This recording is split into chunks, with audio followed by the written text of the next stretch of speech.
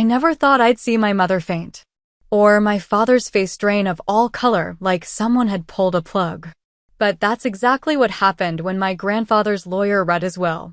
One minute, they were snickering about the nobody in the corner, me. The next, they discovered I'd inherited everything. For $187 million, the family business, the estate, all of it. Their perfectly manufactured world shattered in seconds. But to understand why my grandfather made this choice, you need to know how they treated me for 28 years. Before I dive into this wild family drama, I'm curious, where are you watching from today? Drop your location in the comments. If you've ever been underestimated or pushed aside by family, you'll definitely want to stick around for this story. Hit that like button and subscribe to join our community of real talk and life-changing moments. Trust me, the look on my parents' faces when they realized I owned everything was worth every second of being the family disappointment. My name is Miranda Hayes, and for 28 years, I've been the disappointment of the prestigious Parker Hayes family. While my life as an art teacher in a modest two-bedroom apartment in Boston might seem perfectly normal to most people, to my family, it was evidence of my failure. I still remember my 12th birthday when my mother Lauren sighed heavily while looking at my paint-stained hands. "Miranda, darling, when will you grow out of this artistic phase? Your sister Vanessa was already planning her business career at your age." The comparison stung, but I'd grown used to it by then. Vanessa, for years my senior, was the golden child, Harvard Business School graduate, perfect posture, perfect husband, perfect life trajectory to take over the family business. Then there was Tyler, my younger brother by 2 years, who somehow managed to skip over me in the family hierarchy. Tyler has the Parker business sense, my father Garrett would beam, completely ignoring the fact that my brother had crashed 3 luxury cars before turning 21. But he could talk stocks and bonds, and apparently, that's all that mattered. The only person who ever saw me, really saw me, was my grandfather Theodore Teddy Parker. While the rest of the family attended charity galas and yacht parties, Grandpa Teddy would sometimes slip away to visit my small art studio. "Show me what you're working on, Mira," he'd say, using the nickname only he was allowed to use. 3 months before he passed, we had our last conversation in that studio. I was working on a landscape of the Massachusetts coastline when he stopped by unannounced.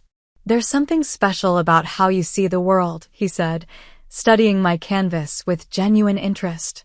"The others see dollar signs and status. You see beauty and truth." I brushed off the compliment, uncomfortable as always with praise. That lot of good that does in the Parker Hayes dynasty. Grandpa Teddy's eyes took on that mysterious twinkle they sometimes had. "Don't be so sure, Mira. Value isn't always measured in stock portfolios." If I had known those would be among his last words to me, I might have pressed him on what he meant. Instead, I just offered him tea and we talked about an upcoming exhibition I was participating in, an exhibition my parents would later be too busy to attend. Christmas gatherings at the family estate in Greenwich were particularly painful. I'd arrive with my modest gifts, usually something I'd created myself, and watch as they were set aside in favor of the expensive watches, designer handbags, and exotic vacation packages my siblings exchanged. One Christmas, I overheard my mother telling my Aunt Heather, "Miranda's just different. We've tried everything, but she insists on this artistic lifestyle." The way she said artistic made it sound like a communicable disease. Despite everything, I'd made peace with being the family outsider. I had built a life that fulfilled me, teaching art to enthusiastic children, creating my own work in my free time, and maintaining a small but loyal circle of friends who valued me for who I actually was. I didn't need the Parker Hayes approval to be happy. Or at least that's what I told myself on the rainy Tuesday afternoon when I received the call about Grandpa Teddy's passing. I was alone in my studio, working on a commission piece, when my phone lit up with my mother's name. "Miranda." Her voice was clipped, formal. "Your grandfather passed away this morning. The funeral is on Friday. Do try to wear something appropriate." And just like that, she hung up. No, how are you feeling? No acknowledgement that I might be devastated by the loss of the only family member who ever truly supported me. I set down my paintbrush and stared at the half-finished canvas before me, tears blurring the colors together. What I didn't know then was that Grandpa Teddy had set in motion events that would turn the entire Parker Hayes hierarchy on its head, with me at the center of the storm. 2 weeks after Grandpa Teddy's funeral, where I stood in the back row while my siblings delivered perfectly polished eulogies they hadn't written themselves, I received a formal letter on heavy cream stationery. The return address read Preston and Associates, Attorneys at Law. Dear Ms. Hayes, it began. Your presence is requested at the reading of the last will and testament of Theodore James Parker to take place at Parker Estate on Friday, June 12th at 2 p.m. Your attendance is of particular importance. I read the letter 3 times, trying to understand why my presence would be of particular importance. Before I could puzzle it out, my phone rang. My mother. I see you've received the letter about the will reading, she said without preamble. You need to attend, of course, but it's just a formality. Preston insists on having all family members present, regardless of relevance. The pause before relevance spoke volumes. I was planning to come, I replied, trying to keep my voice neutral. Wear the navy dress I bought you for Vanessa's engagement party. At least it looks somewhat professional. She hung up before I could respond, a typical Lauren Hayes power move. As I set the phone down, memories of Grandpa Teddy flooded back, not the formal family gatherings, but the private moments we'd shared that no one else knew about. Like my high school art show junior year. I'd been awarded first place for a mixed media piece exploring wealth inequality, a theme that would have mortified my parents had they bothered to attend. But as I stood nervously by my artwork, a familiar voice spoke behind me. It's provocative, Mira. Makes people uncomfortable in all the right ways. I spun around to find Grandpa Teddy studying my piece, hands clasped behind his back. Grandpa. I didn't think anyone from the family was coming. And miss my granddaughter's triumph? Not a chance. He squeezed my shoulder. The others are missing out. Their loss. Then there was my 21st birthday. While my parents had thrown lavish parties for both Vanessa and Tyler, mine was acknowledged with a gift card and a perfunctory phone call. But Grandpa Teddy took me to dinner at a quiet, elegant restaurant in Boston. 21 years, he mused, sipping his scotch. You know what I've learned in my 78 years, Mira? True wealth isn't what's in your bank account. It's knowing who you are and refusing to apologize for it. I'd nodded, not fully understanding the weight of his words then. And just last year, when I had my first small exhibition at a local gallery, I'd looked up from speaking with a potential buyer to see Grandpa Teddy examining each piece methodically, despite the pain I knew his arthritis was causing him. My parents had claimed to be too busy with the company merger to attend. These memories were interrupted by a sudden influx of calls and texts from family members who hadn't voluntarily spoken to me in years.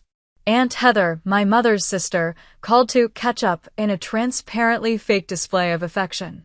Cousins Gregory and Cassandra both sent eerily similar messages asking if I was attending the will reading and offering to help me understand anything I might find confusing.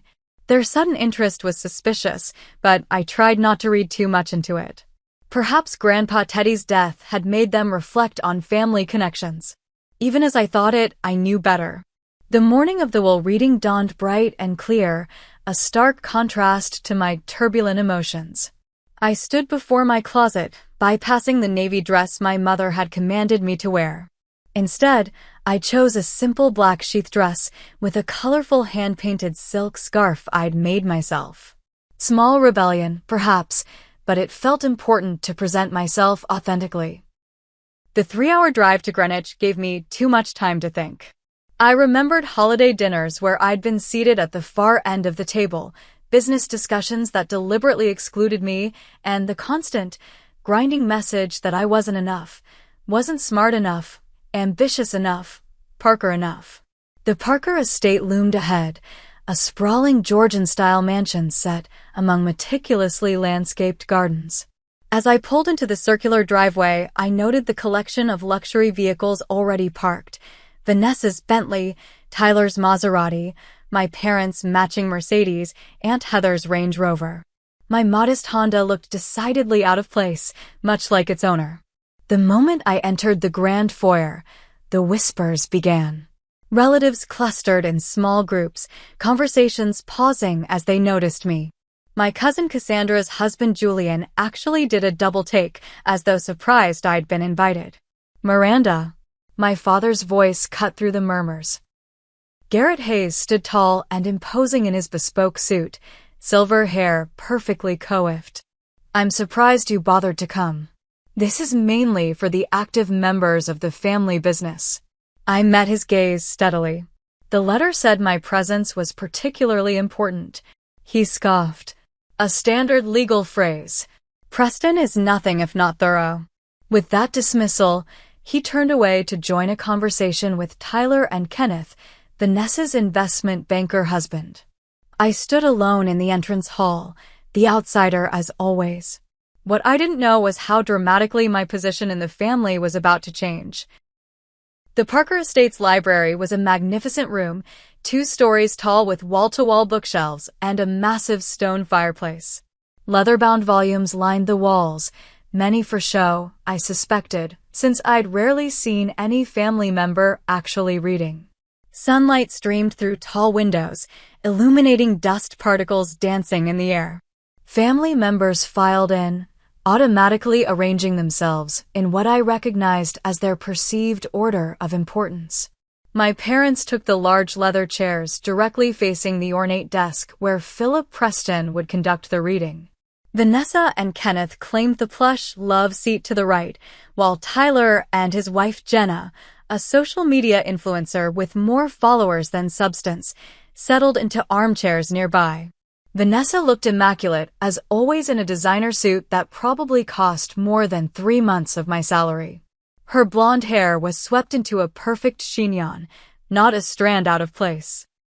As I entered, her eyes flicked over me, registering my modest dress and hand-painted scarf. "Oh, Miranda," she said, voice dripping with false concern. "You could have called if you needed help finding something appropriate to wear. I have several designer pieces I've only worn once." Before I could respond, Tyler cut in. "Let it go, Van. Not everyone prioritizes appearances."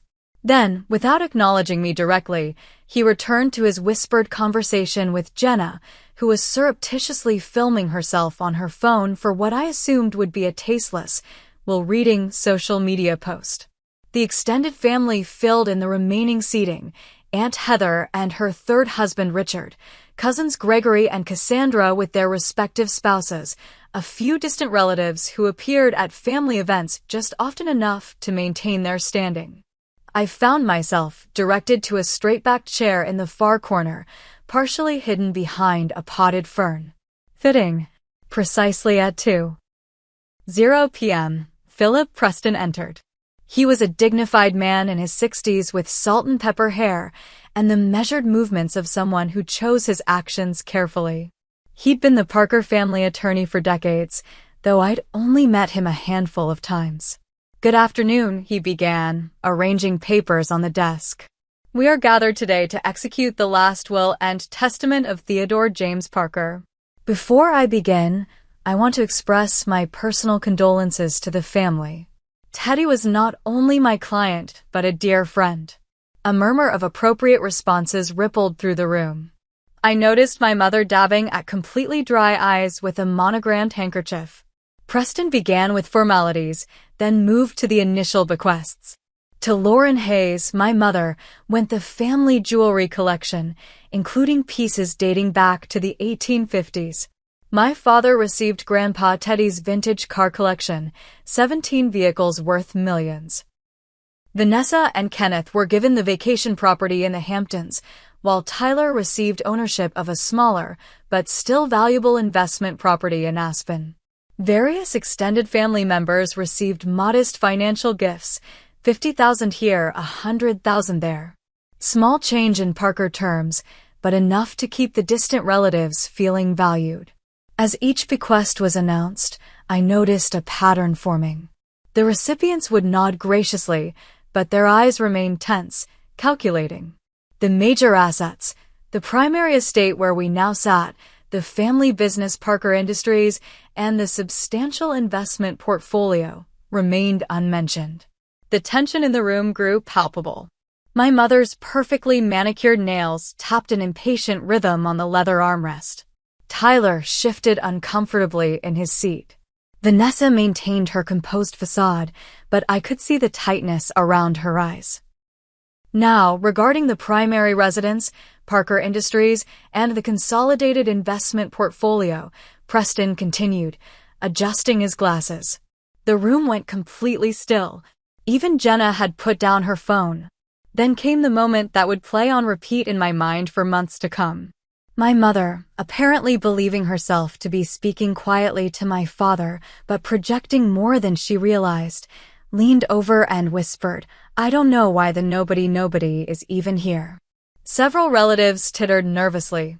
My face burned with humiliation, but I kept my expression neutral, a skill honed through years of similar jabs. I caught Preston's eye, and something in his expression made me sit up straighter. He looked directly at me with what almost seemed like anticipation. As the whispers subsided, Preston cleared his throat and prepared to continue. "The remainder of the estate," Preston announced, his voice taking on a formal tone, including Parker Manor, controlling interest in Parker Industries, and the primary investment portfolio valued at approximately $487 million. I hereby bequeath to my granddaughter, Miranda Hayes.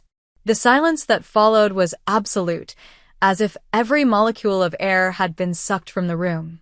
For 3 heartbeats, no one moved. No one breathed. Then chaos erupted. My mother's face drained of color so rapidly I thought she might be having a stroke. Her hand clutched at her throat before she literally collapsed back into her chair. The carefully crafted Lauren Hayes' composure shattered completely. My father stood up so violently his chair toppled backward. "This is preposterous," he shouted, face flushing dark red. "There's been a mistake. A clerical error." Vanessa sat frozen, her mouth opening and closing without sound, like a designer-clad fish out of water. Kenneth, always quick to calculate financial implications, was already pulling out his phone, presumably to call his lawyer. Tyler's reaction was the most physically dramatic. He jumped to his feet, knocking over a priceless antique vase in the process. The crash barely registered amid the growing cacophony of voices. "This can't be legal. She knows nothing about business." Teddy wasn't in his right mind. The accusations flew from all corners of the room. Through it all, I sat perfectly still, feeling strangely detached, as if watching the scene unfold in a movie rather than living it. Preston raised his hands for silence, and when that failed, he used a small brass bell from the desk to cut through the noise. "Ladies and gentlemen, please. There's more." Gradually, the room quieted, though the tension remained electric. Theodore anticipated your reaction and prepared accordingly. He recorded a video message to be played at this time. Preston turned to a laptop on the desk and pressed a key. The large television screen on the wall flickered to life, and suddenly there was Grandpa Teddy. He looked tired, but completely lucid, seated in this very library. My throat tightened at the sight of him. "If you're watching this," he began, "then I've moved on, and Philip has just informed you of my decision regarding my estate." I imagine the room is in something of an uproar. His eyes twinkled with that familiar mischief. "Before you begin contacting your attorneys, allow me to explain." He shifted in his seat, leaning forward. "For the past 15 years, I have been conducting an ongoing evaluation of each member of this family. Not of your business acumen or your social connections, but of your character. Your humanity." The tests were simple but revealing. Grandpa Teddy detailed examples that made the room grow uncomfortably still. How my father had fired a longtime employee who needed medical benefits for his sick child. How my mother had refused to help Grandpa's former secretary of 30 years when she fell on hard times. How Vanessa had deliberately sabotaged a colleague to secure a promotion. How Tyler had been caught using company resources for personal gain. Each of you demonstrated, time and again, that you value things over people. Status over compassion. Appearance over substance. His voice grew sad. Each of you failed the tests I set before you. Not business tests, but human ones. Then his expression softened. Except Miranda. I felt every eye in the room turn to me. My Mira, who used her modest teacher's salary to help a student's family avoid eviction. Who visits elderly neighbors every Sunday. Who creates beauty instead of hoarding wealth. Who has never, not once, asked me for money or advantages, despite being systematically excluded from family opportunities. Tears blurred my vision as Grandpa Teddy continued. Miranda doesn't just know the value of $1, she knows the value of a human being. That is the leader I want for the Parker legacy. He leaned back in his chair. I've left detailed records of my observations over the years. Philip has copies of everything.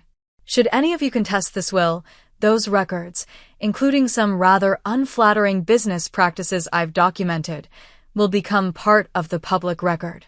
The video ended with Grandpa Teddy looking directly into the camera. Miranda, my dear girl, I've left you a personal letter. The rest of you, I hope this serves as a wake-up call. It's not too late to become the people I always hoped you would be. The screen went dark, leaving a stunned silence in its wake. Preston broke the spell by approaching me with an envelope. This is for you, from Theodore. As I reached for it with trembling hands, Vanessa suddenly found her voice. You manipulated him. She shrieked, pointing an accusing finger at me. You scheming little nobody. All these years pretending to be so pure and noble, it was all an act to get your hands on his money. And just like that, the tenuous control in the room snapped completely. The library descended into absolute chaos. Multiple family members were shouting simultaneously, creating a wall of noise that made individual accusations hard to distinguish. My father had moved to stand directly in front of Preston, his face inches from the attorneys. Fix this mistake immediately, he demanded, jabbing a finger into Preston's chest. Theodore was clearly not of sound mind. We'll have medical experts testify. I assure you, Mr. Hayes, Preston replied calmly. Theodore underwent comprehensive cognitive assessments prior to finalizing this will. The documentation is impeccable. My mother had recovered from her initial shock and was now advancing toward me, her perfectly highlighted hair slightly askew, a small but telling sign of her internal disarray. What did you do? She hissed. What kind of trickery did you use on a vulnerable old man? Your own grandfather. Before I could respond, Tyler stepped between us, his handsome face contorted with anger. I'm calling our lawyers right now. You'll be tied up in court for years. You'll never see a penny of this money, you pathetic. I strongly advise against that course of action, Preston interrupted, raising his voice to be heard above the din. There are additional stipulations I haven't yet read. The room gradually quieted, everyone too concerned about their financial interests to risk missing crucial information. Preston adjusted his glasses and continued reading. Any contest of this will by any named beneficiary will result in that person's complete disinheritance. Furthermore, Miranda Hayes has immediate and irrevocable control of all assets as of the reading of this document. He paused to let that sink in, then delivered the final blow.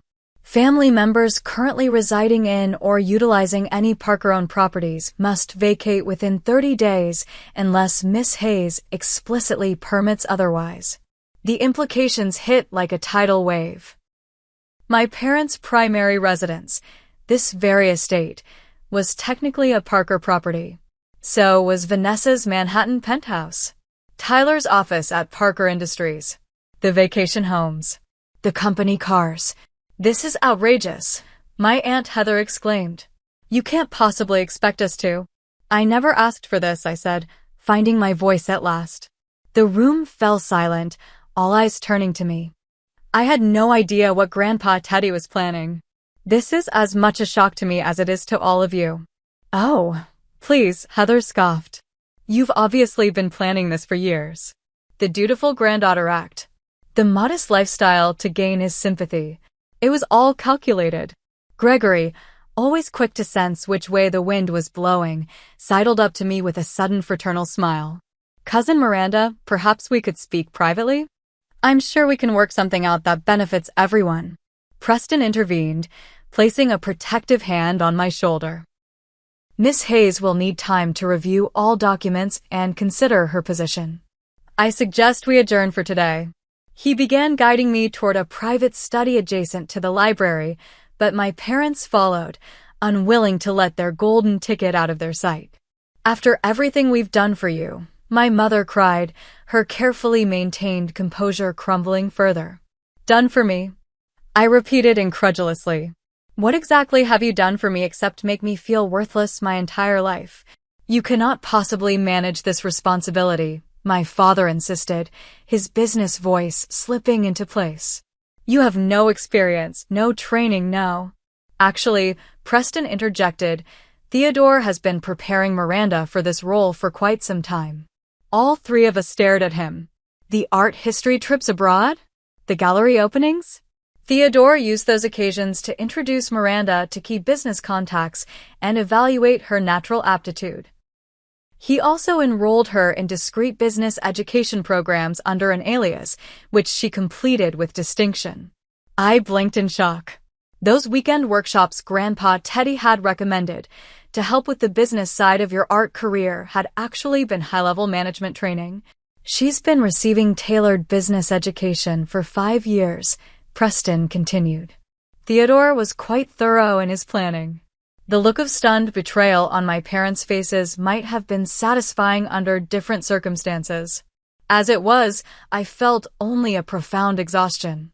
I need to go, I said quietly. Preston nodded. Take Theodore's letter. Review it in private. We'll speak tomorrow about next steps. Somehow I made it past the remaining family members, their accusations and pleas following me down the hallway like persistent ghosts. I clutched Grandpa Teddy's letter to my chest, protecting it from grabbing hands and prying eyes. Outside, the summer air felt thick and unbreathable. I collapsed into the driver's seat of my Honda, hands shaking so badly I couldn't insert the key into the ignition. Through the windshield, I could see figures gesticulating wildly through the windows of the mansion, my mansion now, apparently.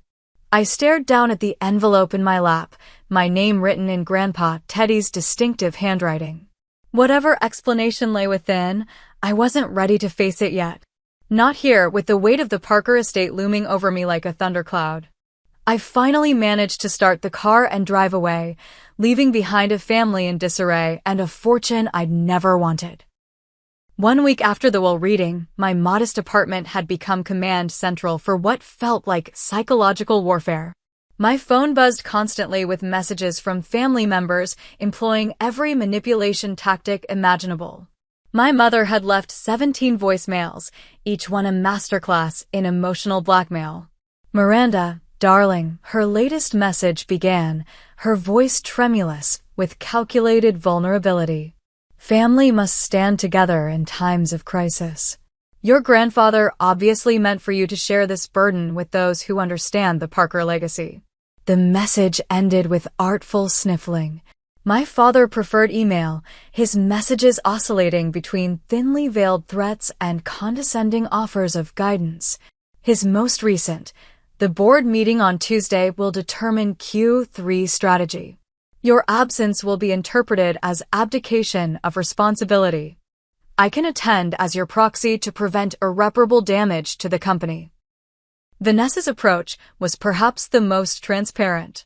After her initial outburst, she'd pivoted to saccharine sisterly concern. Mira, I can't imagine how overwhelming this must be for you, she texted. Let me help shoulder some of this burden. I can take over the investment portfolio management while you find your footing. Tyler, true to form, couldn't maintain a consistent strategy. His messages alternated between threatening legal action and attempting to establish brotherly camaraderie. Remember how I let you win at Monopoly when we were kids? Good times. Speaking of property management, let's discuss the Aspen situation. I'd barely slept, barely eaten. The letter from Grandpa Teddy remained unopened on my kitchen table, simultaneously a beacon and a burden. I wasn't ready to read his final words to me, not when I was still processing the earthquake he'd set off in my life.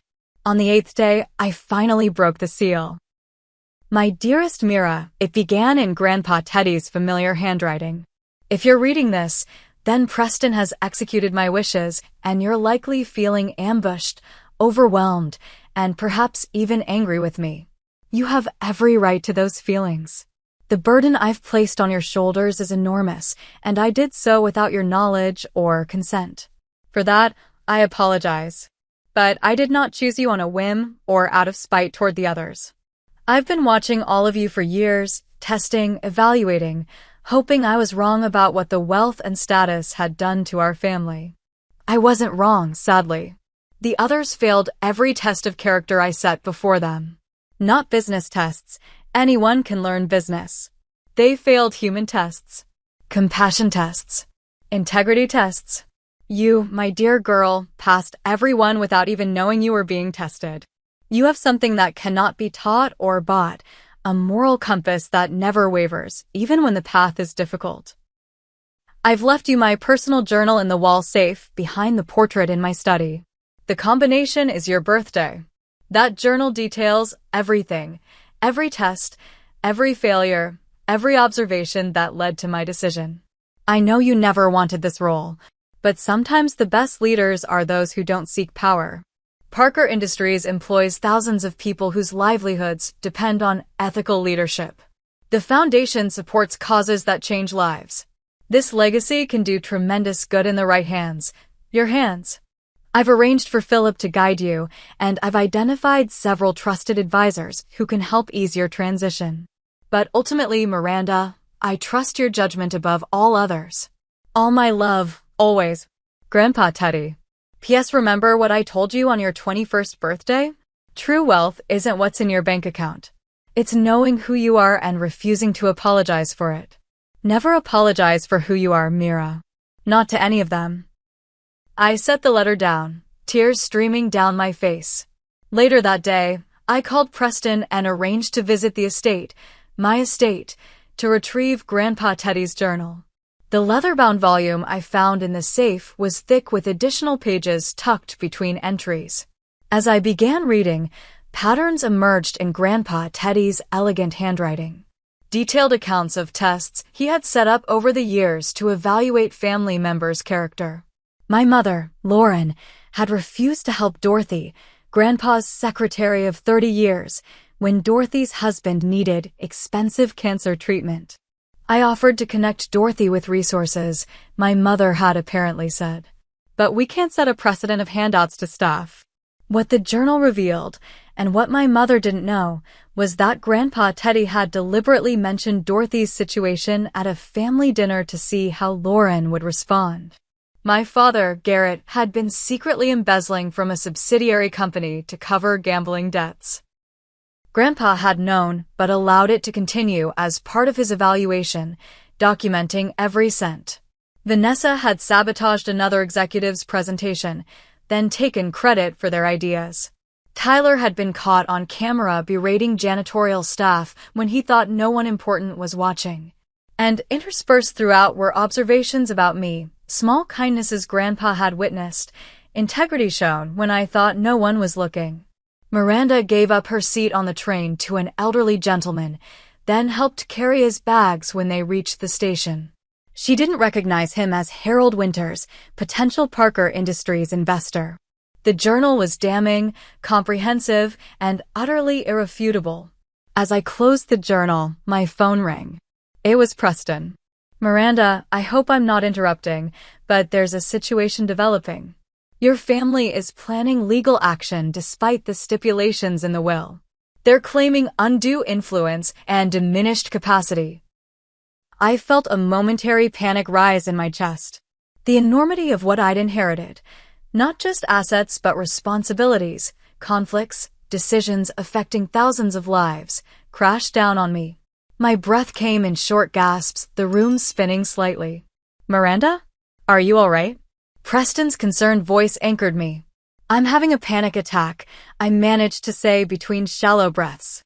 "That's entirely understandable. Listen to me. Breathe slowly. You're not alone in this." After I calmed down, Preston continued, "I suggest we arrange a family meeting. On your terms, on your territory. It's time to establish boundaries." After hanging up, I called the one person outside the family I trusted implicitly, my childhood friend Olivia Carter. We'd met in 3rd grade when I was the new girl at school, and she'd shared her lunch with me. Unlike many friendships that faded with time and circumstance, ours had endured. "Holy shit, Mira," she said when I finished explaining everything. "That's cinematic. I don't know if I can do this, Liv. I'm an art teacher, not a CO." "Bullshit," she replied with typical Olivia directness. "You've been managing a classroom of 30 kids with minimal resources and maximal results for years. You're organized, intuitive, and you don't take crap from anyone, except your family, and that's about to change." Her confidence in me helped, but I still felt adrift. After we hung up, I found myself driving to the cemetery where Grandpa Teddy was buried. The late afternoon sun cast long shadows across the manicured grounds as I sat beside his grave. "I wish you'd warned me," I said to the granite headstone. "I wish you'd given me time to prepare." A gentle breeze rustled the flowers I'd brought. "But I think I understand why you didn't." As the sun began to set, I made my decision. I would arrange a family meeting at the estate, my estate. It was time to address everything once and for all. The grand dining room of Parker Manor felt different now that I understood it was legally mine. The massive mahogany table that had intimidated me throughout childhood now served as my stage. I'd arranged the seating strategically, myself at the head where Grandpa Teddy used to sit, Preston to my immediate right, and 2 security professionals discreetly positioned by the doors. I'd spent 3 days preparing, reading Grandpa's journal from cover to cover, reviewing company documents, and consulting with Preston about the legal realities of my new position. I felt calm in a way I hadn't expected, the calm of someone with nothing left to lose and everything to gain. The family arrived in waves, clearly having coordinated their entrances for maximum impact. My parents came first, presenting a united front in conservative, expensive attire designed to project authority. My mother's pearl necklace and father's gold cufflinks gleamed in the afternoon light, subtle reminders of generational wealth. "Miranda," my father nodded stiffly. "I trust you've come to your senses since our last meeting." I gestured to their seats, halfway down the table, not in their usual positions of honor. The slight widening of my mother's eyes told me the message had been received. Vanessa arrived next with Kenneth, her designer business, attire a calculated choice. She dressed for a boardroom showdown, her expression professionally pleasant, but eyes cold as winter. Tyler and Jenna entered last, Tyler making a show of humility that was transparently fake. Jenna, for once, wasn't filming, likely warned that this meeting was not for social media consumption. Once everyone was seated, an uncomfortable silence fell. They were waiting for me to speak first, to defend myself, to apologize, to offer compromises. Instead, I simply sat, making eye contact with each person at the table. The silence stretched until my father finally broke. "Well, you called this meeting. What do you want?" I placed my hands flat on the table. "I want to address the situation directly. Grandpa Teddy left everything to me. That is a legal fact that cannot be changed. How we proceed from here is up to all of us, but primarily to me." "How generous of you to acknowledge our existence," Vanessa said, voice dripping with sarcasm. "I've prepared a statement," I continued, ignoring her. "I'd appreciate being allowed to finish before you respond." I unfolded a piece of paper but didn't look at it. The writing had been an exercise to organize my thoughts, not a script I needed. I never asked for this inheritance. I never expected it. But Grandpa Teddy's wishes were clear, and I intend to honor them. His decision wasn't made lightly or without careful consideration. He spent years evaluating all of us, not as business assets, but as human beings. That's absurd, my father interrupted. Theodore was a businessman first and foremost. He would never. You have no idea who he really was, I said quietly. None of you do. You saw what you wanted to see, a wealthy patriarch whose success you could leverage for your own gain. I saw a man with profound integrity who was deeply disappointed in what his family had become. My father's face flushed dark red. You have no right to lecture us about family. You, who rejected everything we tried to give you. Like what, Dad? The constant reminders that I wasn't good enough? The comparisons to Vanessa and Tyler? The dismissal of my passions and talents because they couldn't be monetized to your satisfaction? Before he could respond, I opened Grandpa Teddy's journal. Shall I tell you what Grandpa really thought of this family? Would you like to hear his actual words? The threat hung in the air. My mother's face had gone pale again. That won't be necessary, Preston said smoothly. I believe what Miranda is trying to establish is that she has access to extensive documentation that would be damaging if made public during any legal proceedings. Are you threatening us? Tyler demanded. I'm stating facts, I replied. Fact 1. I have evidence of Dad's embezzlement from the Westbrook subsidiary. My father's jaw went slack. Fact 2. I have documentation of Mom's affair with Richard Blackwood during the merger negotiations. My mother made a small choke sound. Fact 3. I know about Vanessa sabotaging Emily Porter's career to get her promotion. Fact 4. I have proof of Tyler's unethical business practices, including the falsified environmental impact reports for the Arizona project. The room went deadly silent. I hadn't wanted to start this way, but their hostility had forced my hand. I don't want to use any of this information. I don't want to hurt any of you. But I will not be bullied, manipulated, or threatened out of what Grandpa Teddy entrusted to me. How long? My mother asked suddenly, her voice barely audible. How long what? How long have you been planning this with him? How long have you been gathering information against us? I laughed, a genuine, incredulous laugh. That's the part you still don't understand. I didn't plan anything. I didn't gather information. I didn't even know about most of these things until I read his journal. Grandpa Teddy observed, documented, and decided, all without my knowledge. My mother's carefully maintained facade finally cracked completely. I don't understand, she whispered, and for the first time in my life, I saw real vulnerability in her eyes. Why you? I was his daughter. His only child. Why would he do this to me? The raw pain in her voice caught me off guard. Mom, he didn't do this to hurt you. He did it to protect his legacy from what we've all become. And what exactly have we become? She challenged, tears now flowing freely. People who measure human worth by bank account balances. People who see relationships as transactions. People who've forgotten what actually matters. My mother stared at me, then did something I never expected. She buried her face in her hands and began to sob, not the theatrical tears she deployed at charity events, but ugly, body-shaking sobs. I was so jealous, she admitted between gasps. He loved you in a way he never loved me. His own daughter. And I couldn't understand why. The confession hung in the air, raw and unexpected. My father, uncomfortable with the emotional display, attempted to regain control. This is all very dramatic, but it doesn't change the practical reality. You'll run the company into the ground within a year. You have no experience, no connections, no. She has me, Preston interrupted. And the advisory board Theodore assembled. And whether you choose to accept it or not, she has qualities that cannot be taught in business school: integrity, compassion, and an unerring moral compass. She has me too, Tyler said suddenly, surprising everyone at the table. If she wants my help. All eyes turned to him. Look, I'm still pissed about all this, he clarified quickly. But I've been thinking about what Grandpa said in that video. About all the tests we failed without knowing. And he wasn't wrong about me. He looked directly at me. You're gonna need someone who knows the day-to-day operations. Someone the employees already trust.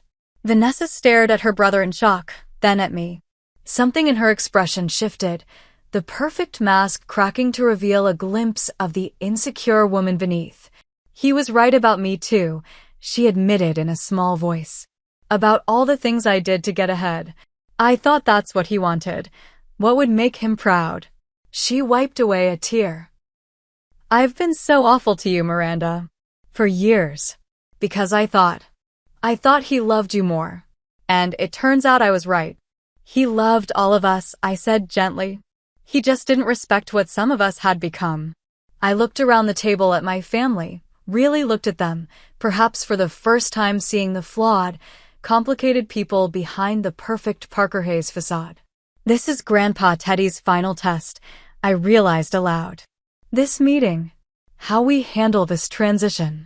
Whether we can put aside ego and greed and find a way forward together.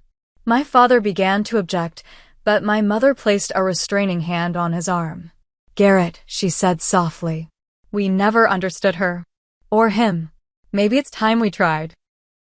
3 months after the confrontation in the dining room, I sat in Grandpa Teddy's former office at Parker Industries headquarters.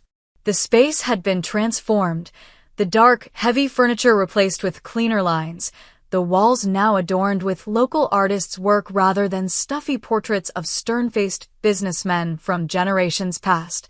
Sunlight streamed through windows that had previously been obscured by heavy drapes. The company itself was undergoing similar transformation. My first actions as CEO had raised eyebrows in the business community, but earned immediate loyalty from employees, implementing a company-wide living wage policy, establishing comprehensive parental leave, creating an emergency fund for staff facing unexpected hardships. The quarterly projections, Ms. Hayes, said Beatrice, my executive assistant who had previously worked with Grandpa Teddy. Thank you, B. And please, it's still just Miranda. She smiled, something she rarely did under the previous administration. The board is quite impressed with the numbers. The ethical business initiative seems to be attracting new investors rather than deterring them, as some predicted. I nodded, reviewing the documents. The Theodore Parker Foundation for the Arts had launched last month, channeling significant resources into community arts programs, scholarships for underprivileged students, and restoration projects for historical arts venues. My relationship with my family had evolved in unexpected ways. My parents and I maintained minimal contact, civil but distant. They had relocated to the Hamptons property, which I had transferred to them as a gesture of goodwill, despite Preston's reservations. Tyler had surprised everyone by becoming my most steadfast ally. After initial skepticism, he had embraced the company's new direction, particularly our environmental sustainability initiatives. He'd even broken off his engagement to Jenna after she attempted to leverage company information for social media fame. Vanessa remained the most complicated relationship. Our reconciliation was tentative, marked by occasional setbacks when old patterns resurfaced. But she was trying, attending therapy, acknowledging her past behavior, and slowly building a relationship with me based on who we actually were rather than the roles we'd been assigned. A knock at the door interrupted my thoughts. Preston entered, carrying a large portfolio. I thought you'd want to see this immediately, he said, placing it on my desk. The art collection evaluation has been completed. There are several pieces Theodore apparently acquired anonymously over the years. I opened the portfolio and gasped. Inside were photographs of works by obscure but brilliant artists, many of whom I'd studied and admired. But what truly shocked me was the final section, paintings signed TJP Theodore James Parker. Grandpa was an artist? Preston nodded. In secret, it seems. These were found in a climate-controlled storage facility. According to the documentation, he began painting seriously in his 40s, but never showed his work publicly. I stared at the images, Landscapes, portraits, abstract pieces showing remarkable talent and sensitivity. I had no idea. There's something else, Preston added, handing me a sealed envelope. This was with the paintings. Instructions to deliver it to you after you'd been in your position for exactly 3 months. Inside was a single sheet of paper with Grandpa Teddy's handwriting. Art and business are not opposites, Mira. Both require vision, patience, and the courage to create something that didn't exist before. I had to choose one path. You don't. Integration, not separation, is the future. Love, Grandpa T. Later that evening, I attended the annual Parker Foundation Gala, my first as the Foundation's director. The event had been reimagined, highlighting local artists and community arts programs rather than serving as a showcase for elite wealth. As I circulated among guests, I encountered my parents. My mother had clearly spent hours preparing her appearance, her designer gown and professional makeup a suit of armor against public scrutiny. "Miranda, darling," she said, air kissing near my cheek. "What a lovely event." "So, creative." The slight pause spoke volumes. "I've been telling everyone how proud we are of what you've accomplished." My father nodded stiffly. "The company numbers are solid." "You've surprised me, I'll admit. Though I still believe some of the traditional approaches." "Thank you both," I interrupted gently. "I appreciate your support. You're welcome to be part of this new chapter of the Parker legacy, but you need to understand, you'll never control it again." The truth hung between us, acknowledged but not contested. My mother's smile tightened slightly, but she nodded. As they moved away, I caught sight of a painting being installed in the main hall, a piece I'd been working on secretly for months. It was a portrait of Grandpa Teddy, but not the stern businessman most people remembered. My painting showed him as I had known him, eyes crinkled with laughter, hands slightly paint-stained, radiating the warmth and wisdom that had shaped my life. Beside it hung one of his own works, a landscape I'd discovered among his collection, left unfinished. I had completed it, our brushstrokes merging seamlessly, a collaboration transcending time and death. Standing before these paintings, I felt a profound sense of peace. The Parker legacy had been entrusted to me not because I was the most business-savvy or the most ambitious, but because I understood what Grandpa Teddy had learned too late in his own life, that wealth without compassion is poverty of the worst kind.